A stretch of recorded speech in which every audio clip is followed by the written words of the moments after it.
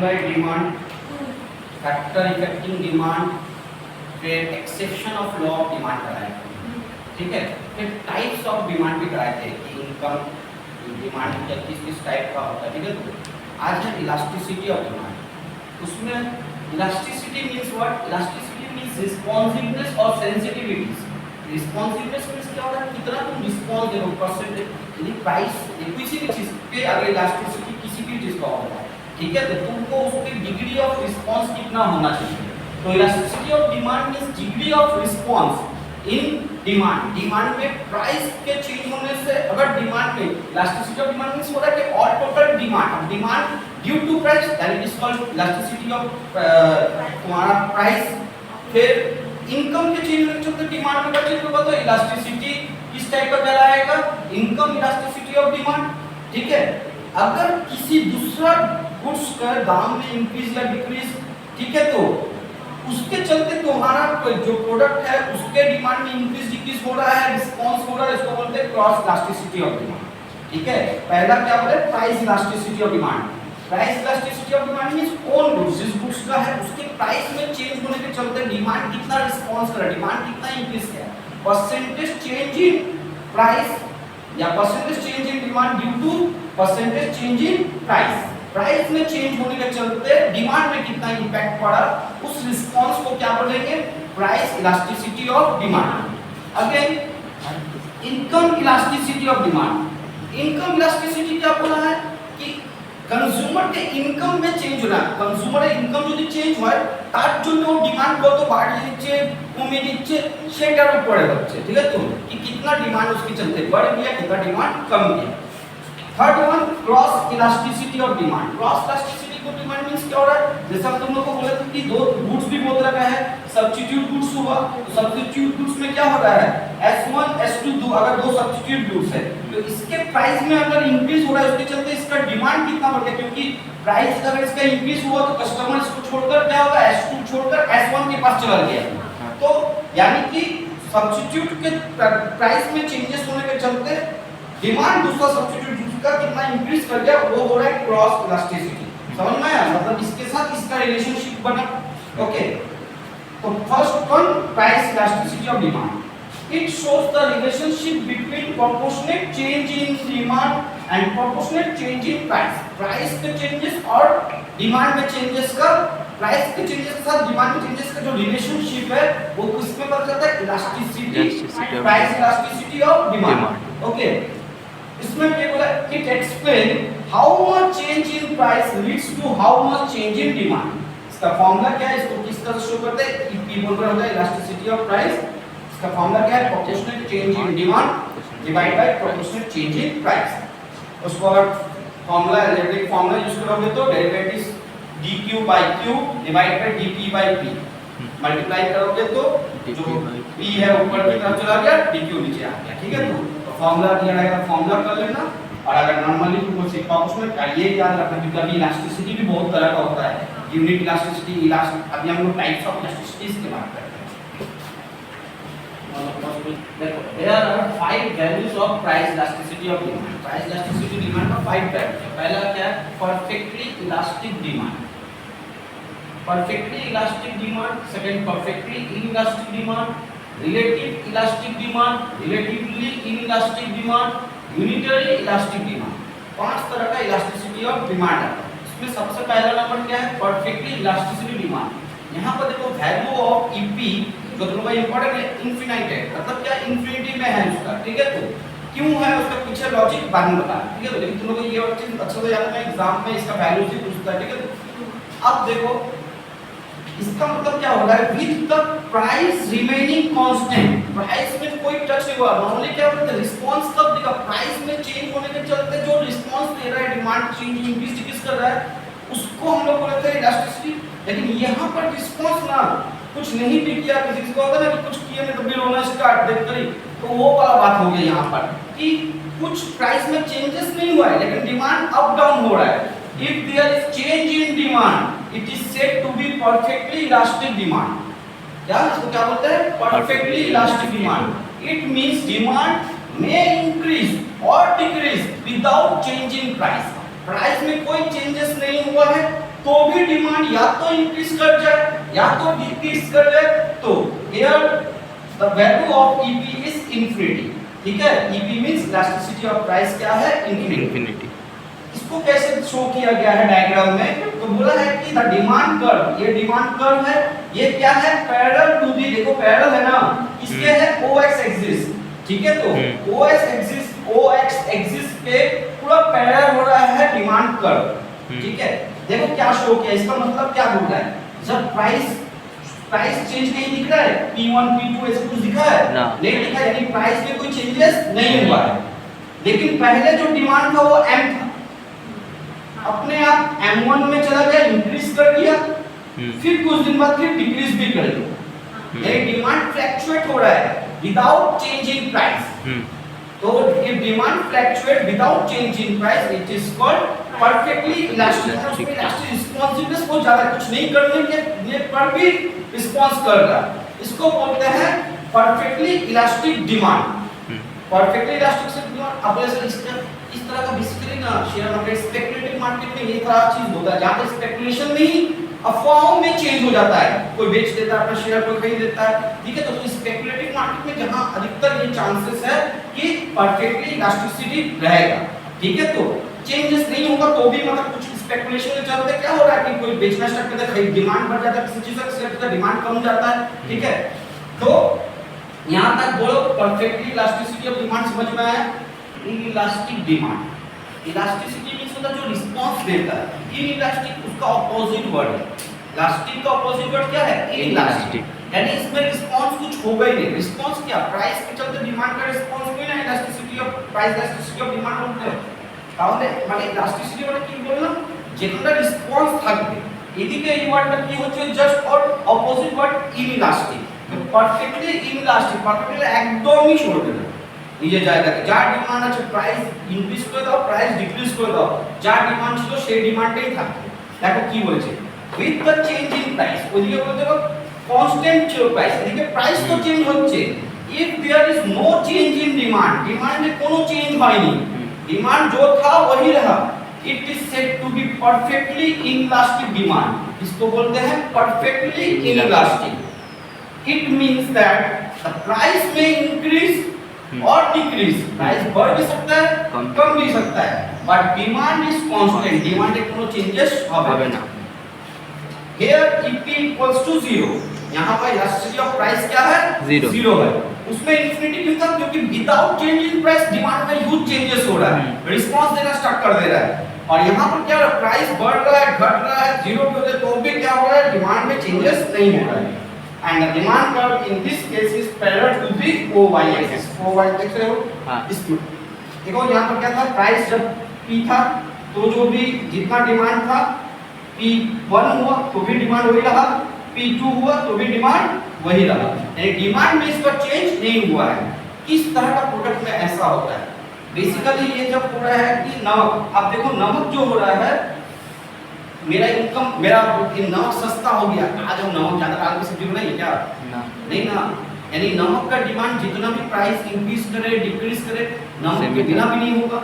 ठीक है, तो नमक क्या हो रहा है, एग्जांपल है जिसका इलास्टिसिटी इनइलास्टिक, जिसमें कोई इलास्टिसिटी होता ही नहीं है, यानी नमक ज्यादा दाम का हो कम दाम का, जितना जो रिक्वायरमेंट है तुम उतना ही लोगे।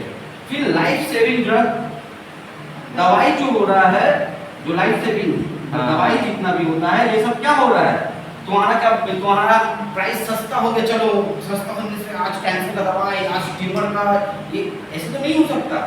ये भी जरूरत, जितना जरूरत है उतना ही आदमी लेगा, उससे ना ज्यादा डोज देगा ना उससे कम डोज देगा। ठीक है, तो ये दोनों में क्या हो रहा है, यानी कोई भी प्राइस से इसमें इंपैक्ट डिमांड का नहीं पड़ता है, प्राइस से रिलेटेड नहीं होता, प्राइस सस्ता भी हो जाए महंगा भी हो जाए, जितना जरूरत है उतना ही यूज करता है, उससे ना ज्यादा ना उससे कम। ओके,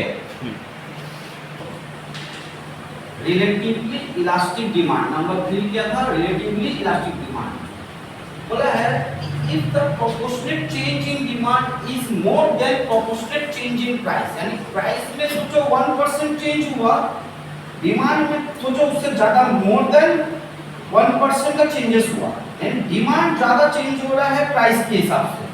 ठीक है, तो proportionate change in demand is more than price, it is said to be relatively elastic demand. Elastic माने changes हो रहा है, relatively ज़्यादा है, इसलिए it means a little change in price. Price में थोड़ा सा change होने पर leads to more change in demand. Demand में huge changes हो जाना. Price थोड़ा सा discount हुआ, ज़्यादा पर demand बढ़ गया, price थोड़ा सा बढ़ गया, demand डाउन हो गया, ठीक है, इस तरह का बोला है। इसको कैसे इंडिकेट करते हैं? EP is greater than 1. EP is greater than 1. And demand curve in this case slopes downward left to right. देखो यहाँ से left to right जा रहा है, ठीक है। अब देखो कैसे होगा। पहले P जब प्राइस P था तो डिमांड M था, सोचो, ठीक है, ये डिमांड था। प्राइस P से P1 हुआ, मतलब हार्डली इतना चेंज हुआ।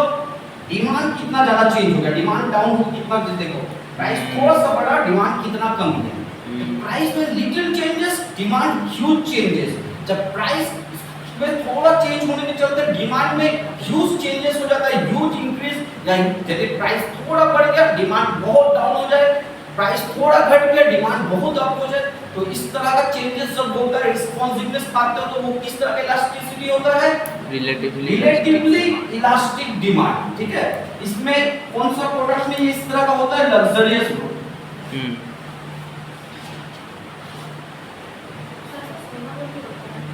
लग्जरी गुड्स, सोना में जो भी है, सोना का देखो अभी ना बीच में 74,000 लग जाता। अभी कुछ दिन पहले आता है, हम 2 दिन पहले पूछने गए तो सोना का अभी 80,000 समथिंग है।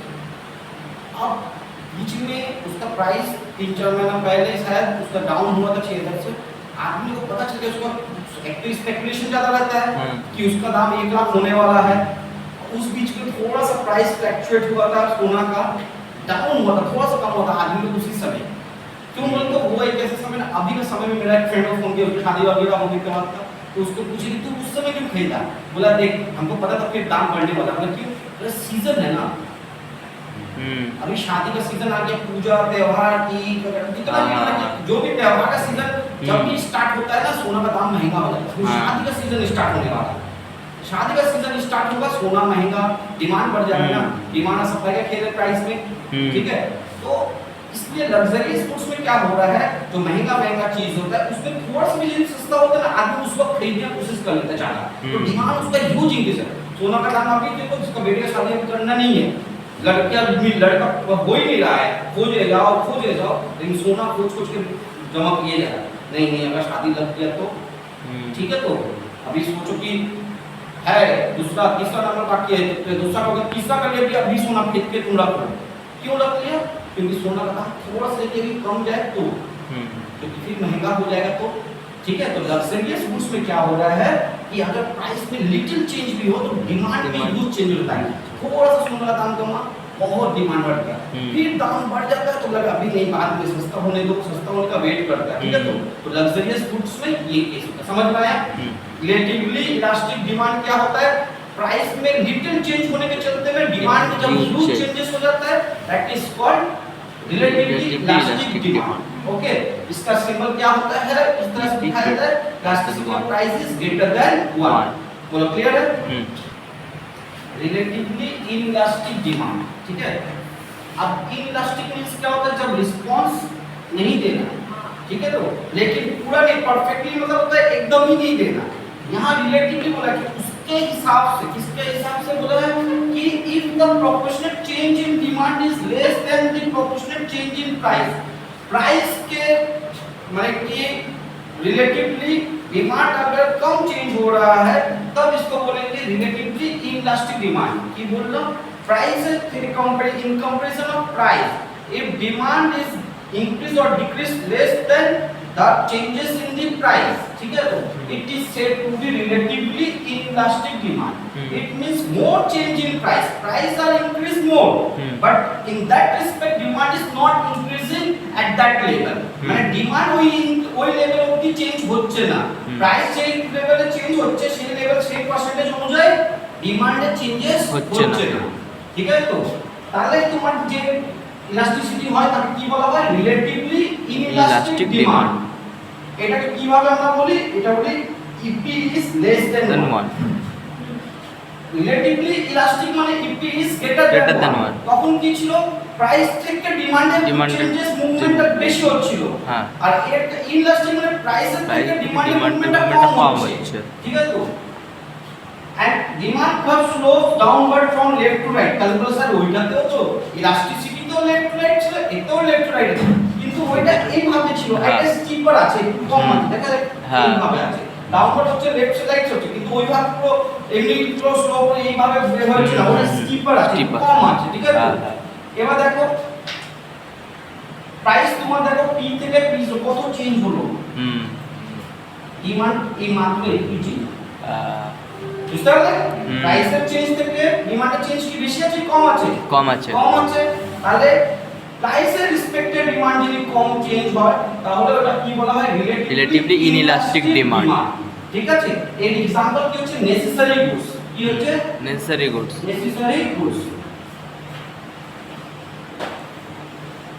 ठीक है तो चावल तुम जितना भी हो थोड़ा सा दाम मेरा बढ़े घटे तो क्या तुमके दिन में जो तुम लोग सोचो कि 2 आदमी या 5 आदमी के लिए हाफ केजी चावल या तुम्हारा 1 केजी चावल बनता है या 10 केजी बनना स्टार्ट कर दोगे चावल तभी तो तुम 5 केजी खाओगे हाँ बात समझ में बेसिकली में जितना जरूरत है उतना ठीक है तो कंपल्सरी में क्या हो रहा है कंपल्सरी हो रहा है कि जिसके बिना कुछ नहीं ठीक है तो दवाई पर वो कंपल्सन में आ जा रहा है ठीक है तो माने लेकिन ये नेसेसरी है कि इसका अल्टरनेटिव भी है कोई चावल बदले रोटी या फिर चावल अल्टरनेटिव खाते चलो लेकिन जितना चावल की जरूरत है पेट भरने के लिए उतना ही ना चावल चलो सस्ता हो गया ज्यादा आज से हम लोग 2 केजी चावल खाना स्टार्ट करेंगे ऐसा तो नहीं होना स्टार्ट होगा तो इसीलिए चेंजेस तो है लेकिन डिमांड में चेंजेस तो होगा कि आगे सोचो कोई चीज महंगा के चलते थोड़ा सा सब कम था तो उसमें जितना डेफिशिएंसी था उसको ही फिल अप करेगा फिर डबल नहीं कर देगा ठीक है क्लियर है आपको ये क्लियर है unitary elastic demand EP is equals to 1 if जिनिसটা মানে বলো if the proportionate change in demand is equal to the proportionate change in price मतलब कि अगर प्राइस में सोचो 2% चेंज हुआ है 2% इंक्रीज किया है प्राइस तो डिमांड क्या होगा 2% डिक्रीज 2% ही डिक्रीज करेगा डिमांड को डिक्रीज करेगा ये भी 2% ही होगा मतलब सेम प्रोपोर्शन में चेंजेस होने के क्या बोलते हैं यूनिटरी इलास्टिक डिमांड बोला है it means change in the demand and change in the price are same बोले थे 2% 3% मतलब जितना परसेंट प्राइस में चेंजेस उतना ही परसेंटेज डिमांड में चेंजेस ठीक है जस्ट इसको डिनोट क्या चीज पे करते हैं here elasticity of price is equals to 1 अब देखो यहाँ पर देखो प्राइस पहले P था डिमांड M था प्राइस P1 हुआ M1 हुआ मतलब यहाँ पर जो चेंजेस जितना हुआ है डिमांड में भी सेम चेंजेस हुआ है ये किस तरह का गुड्स में ये एप्लीकेबल होता है कंफर्ट गुड्स में जो कंफर्ट के लिए आदमी खरीदता है लग्जरी दिखावा के लिए नहीं खरीदता है ठीक है तो कंफर्ट गुड्स में होगा तो तुम्हारा यूनिटरी इलास्टिक डिमांड होगा ठीक है जो आदमी कंफर्ट के लिए खरीदता है जरूरत के लिए नहीं कंफर्ट के लिए हाँ ठीक है लेना है तो जाने आने में होता तो गाड़ी खरीदना है तो गाड़ी कंफर्ट वाला गाड़ी दिखावा वाला गाड़ी नहीं है कि BMW वाला दिखाने का ठीक है तो जरूरत के लिए जितना माने कंफर्ट के लिए जो इतना जरूरत है उसके लिए ठीक है अब देखो the shape of the demand curve in this case is rectangular hyperbola ये देखो यहाँ ये डाउनवर्ड की तरफ गया है